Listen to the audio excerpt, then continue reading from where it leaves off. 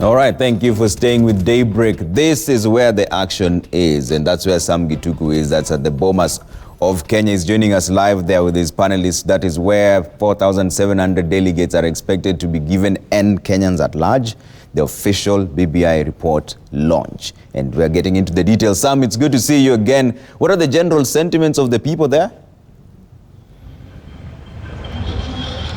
Well, good morning, Trevor. The general feeling that we've gathered here is that several Kenyans who are making their way into the Bomas of Kenya are yet to familiarize themselves with the report, despite the coverage yesterday by citizens, even of course, other media houses. But they are saying that they'll give it a chance because they will be expecting to get a copy of what the report is from these events, so that they're in a position to read it, determine how it affects their lives, and also if there are any changes that will have to be fostered through the amendments, through whichever route, that they'll be in a position to consider it. But there is also a feeling that they feel that they'll be given an opportunity as Kenyans to really make that determination. Whether that happens, of course, is dependent on the lawmakers and obviously the political class that is guiding this process, Trevor.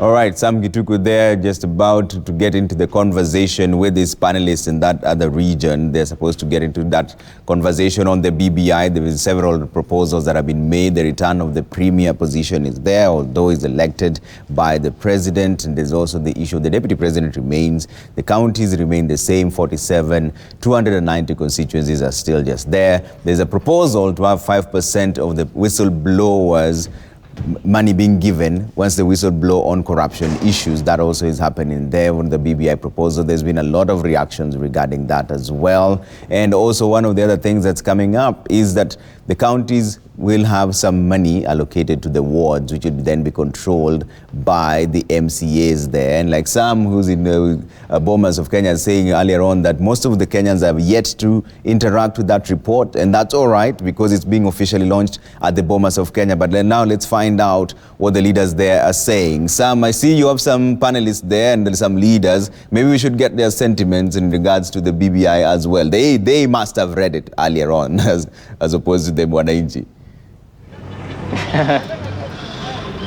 Well, it's interesting that you should say that, Trevor. And of course, we've been speaking to Mheshimiwa Rigathi Gachagua from Mathira constituency, as well as a former member of parliament for Eldama Ravine constituency, Musa Sirma. Karibu sana to the show. Asante Sam. Right, and I want to begin by taking your first reactions. We have had a conversation this week, I believe it was on Monday, Mheshimiwa Gachagua, and you had very strong feelings that you were going to support the report if it was going to respond to questions of economy and the interest of the people from especially your constituency and the Nyeri County. Yes. But when you look at the report, the examples that you've seen so far, does it satisfy what you are looking for in this process? Thank you very much, Sam. Not entirely, but I must say that the report is a serious attempt to address the issues of unity, to address the various issues that are creating problems. But this is just a report, and from what our president, our leader Uhuru Kenyatta has told us, and I believe that is the message you'll be bringing here this morning, is that this is a guideline for us to make suggestions, discuss it, improve it, and I think the issues that are dear to our people that have not been captured here will have a very great opportunity to address them.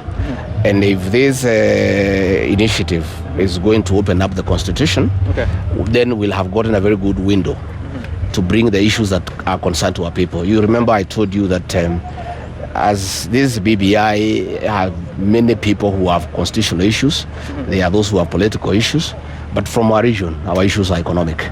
All right. And I think this will be a good window. Now that a window has been created, for us to bring the things that concerns our people in terms of economic empowerment, in terms of guaranteed minimum return for our crops, in terms of sustained food security. All right. Those are things that we'll be bringing in to add to what has already been brought. All right, and we'll be getting into the details on that. But first of all, for you, Honorable Sirma, so when you look at the report, the excerpts, I remember giving you a copy this morning to take a look. What really strikes for you?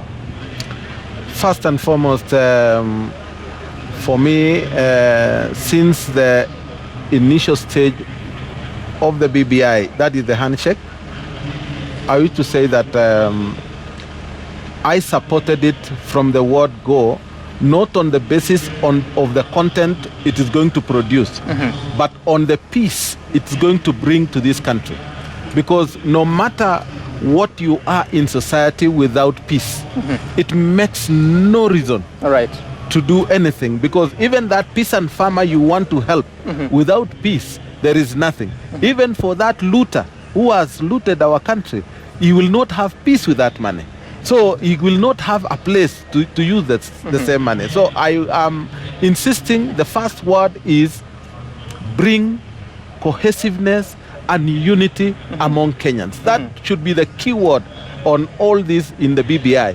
All these other issues are just issues which, according to me, what I have seen in this report, mainly it is we just need to remove impunity. Impunity in that it is not that the Constitution has not spelled out certain things within the Constitution, but the interpretation and the legislation of it has skewed the process, and nobody has been there, including the judges and the Supreme Court, to cure that. Because if we were actually moving by the spirit of the Constitution, we would have actually had a good country. And so, looking at one of the proposals is that there will be a prime minister appointed by the president from members of parliament, and they will be steering the government affairs within parliament and also leading the process in supervision. So, does it now sort the question of inclusivity that people have been struggling with? That structure, how well does it sit with the question of inclusivity?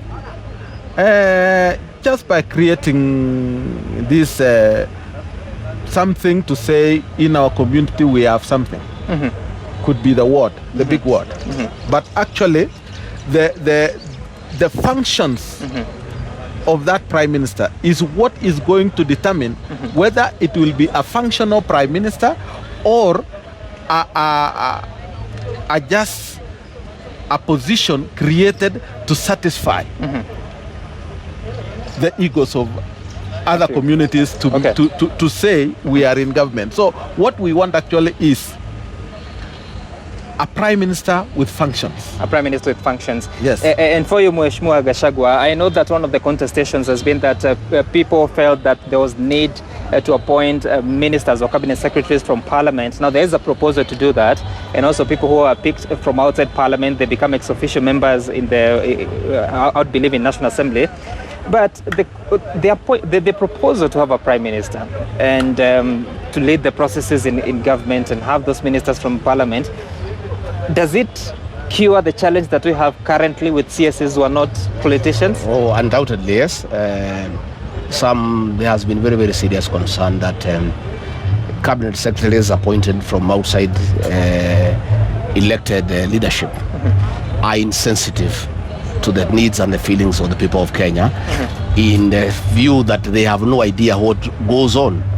Most of these cabinet secretaries stay in Nairobi, they don't go up country, they have no feedback mechanism to know what people are feeling. Right. We have had very, very unpopular programs in the Ministry of Environment, you know, where you come and put a moratorium for 2 years, and the people have been going to the forest to get firewood, they cannot do it, but because the minister is seated out there, he doesn't know. So I think this proposal to bring some ministers from elected people and also be available to talk to members of parliament on one-to-one, I think it will bring sensitivity into government, where people who have been given responsibilities execute them in knowledge of what the people feel but and what the people want. How does that sit with the separation of powers? That you want the executive to be totally separate from parliament, and now you're saying that the ministers will be coming from parliament, you have an opportunity to interact with the politicians who are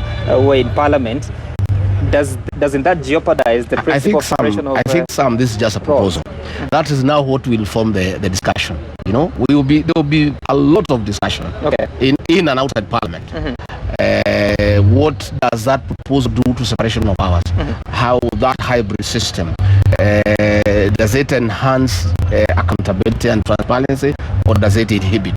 So that is the discussion. I think this is just a proposal. All right. And it's a good proposal. No, I'm asking that because you said that that's going to cure the challenges we have. Yeah, in my view. All right. But of course, you know, those are my views. We are opening this up to the people of Kenya. Right. And I believe there will be a very healthy debate. And me, Sam, you know, I'm a very happy man. You know, I told you there were two BBIs. Yes. The first one is? The first one was the one of tsunami. The one of if you don't pass it, you'll be swept to the sea. And I'm happy I'm here this morning because the one that we are discussing is not a tsunami one. Okay. The one we are discussing is the one by Uhuru Kenyatta, where we read, interrogate, discuss, build consensus. All right. And that's a good thing. And that is why we are here. And so, there were all those expectations. There are people who are saying that there's going to be an executive prime minister of sorts who will lead the government affairs. Those were speculations. Now here we are. Does it ideally, because, I mean, they are saying that the prime minister will come from the majority party. There's a chance that that will be coming from the same party that wins the election if the president commands the majority party. Does it still resolve the question of inclusivity in your view? One is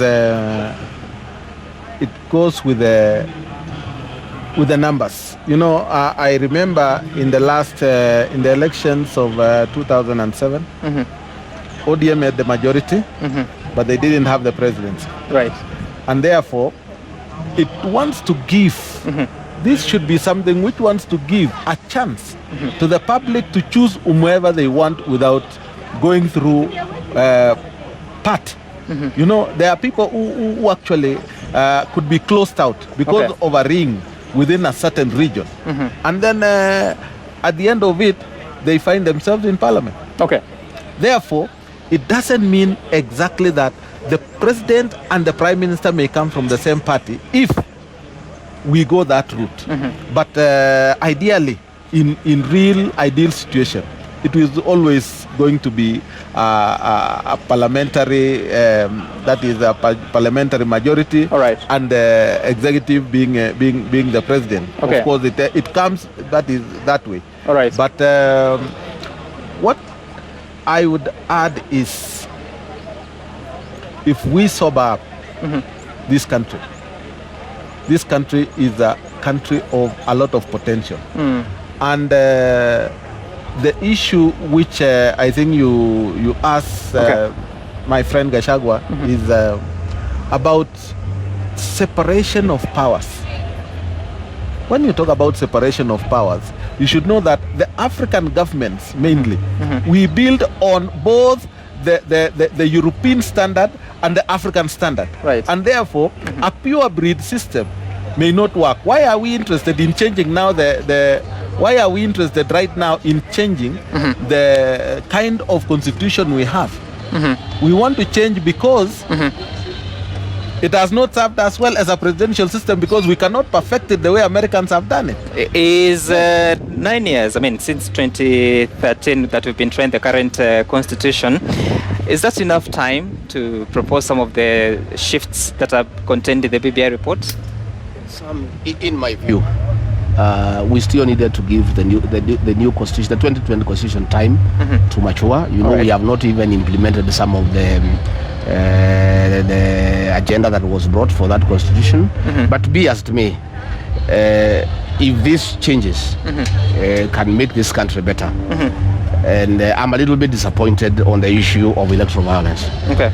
I don't think getting a prime minister who is appointed by the president will address that issue. It has been my contention, and it is still today, that the issue of electoral violence is not because of creating positions. The issue of electoral violence is by refusal by those who lose elections to accept they have lost elections. We'll be proposing ourselves, because I am sure we are going to be given that opportunity. Okay. We'll be proposing sanctions and penalties. All right. To those people. But can that be done via the Elections Act? Do you have to introduce it in? No, I'm saying whatever the BBI, because this can be done through a parliamentary initiative. Right. Under Chapter 16, Article 256. It is something we can still do in Parliament. Right. We would want to address this matter because what has been proposed so far does not address the issue of electoral violence. Okay. Yeah. We would want a situation where we put very, very stiff penalties and sanctions that whoever has lost elections, once you have exhausted the mechanisms of remedy that are provided in the constitution, and you go ahead to say that you have not accepted the election results, we have stiff penalties that are deterrent enough to make sure that people accept the results. But when you look at it, the person who is the first runners up in an election would ideally become, get nominated to the National Assembly and become the opposition leader. Does that cure that discomfort that people feel that you've lost the election and that's it? No, it doesn't cure, because you remember in 2007, the provision for leader of official opposition was still there. And the men who lost that election went ahead to refuse the results. So that does not cure. Nevertheless, the introduction of the office of the leader of official opposition is very welcome. We need a very, very strong opposition in parliament. We need an opposition that will keep the government in check. You know, some power corrupts, and absolute power corrupts absolutely. We need a very, very vibrant and strong opposition. As you know, since the handshake, the opposition collapsed. You know, we are just there. The opposition doesn't know whether to support the government, whether to oppose the government, and it has left us in a very awkward position. But there's also simmering opposition from elsewhere. What happens is that there must be some opposition, you know, because, you know, people can be excessive. You know, people can be excessive. Like this tsunami thing, when it was being introduced by that side, we said no. You know, we opposed that tsunami thing. Talking of sides, but so he's still talking of sides. BBI report, of course, there's so much work that is to be done ahead of us. First of all, is it a problem to have different camps, in your view? Of course, if you have to have an opposition, you must have a different camp. Otherwise, one choir will always bore everybody and make the country an impossible country. And I want to say it very clearly.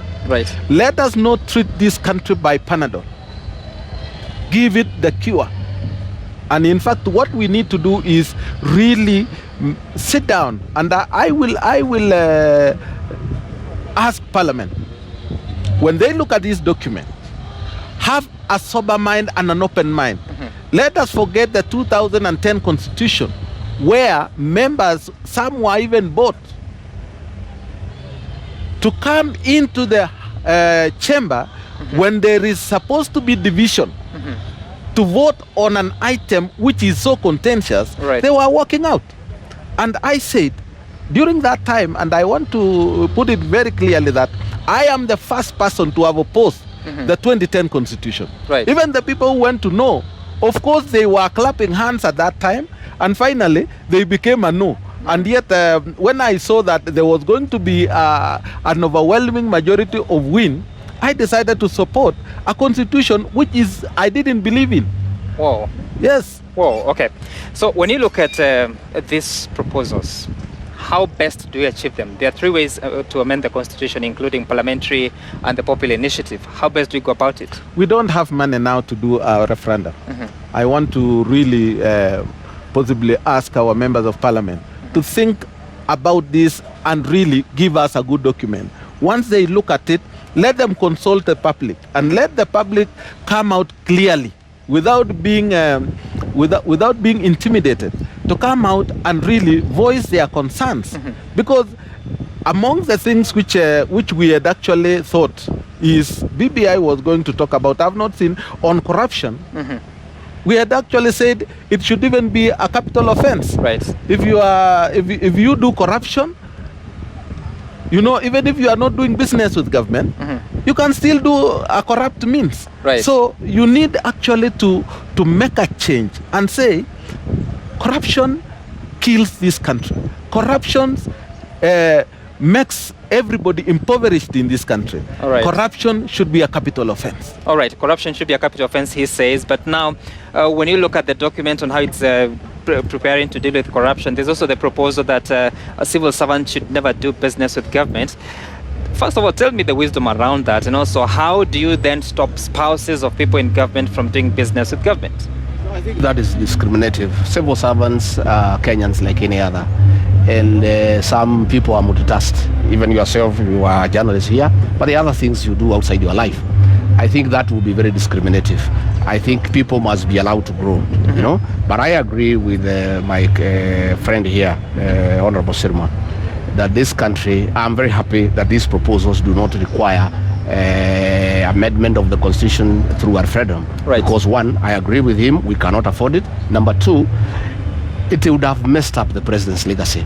Because if we decided now to go for a referendum at this time, it will take at the minimum a year, and then 2021 now we go for campaigns for 2022. What happens to the Big Four agenda? So I think the team that was putting up this document were quite careful to suggest changes that we can amend in Parliament. And I agree with Honorable Sirma. We need to consult with our people exhaustively so that we get to know what they feel, what they would like to be included.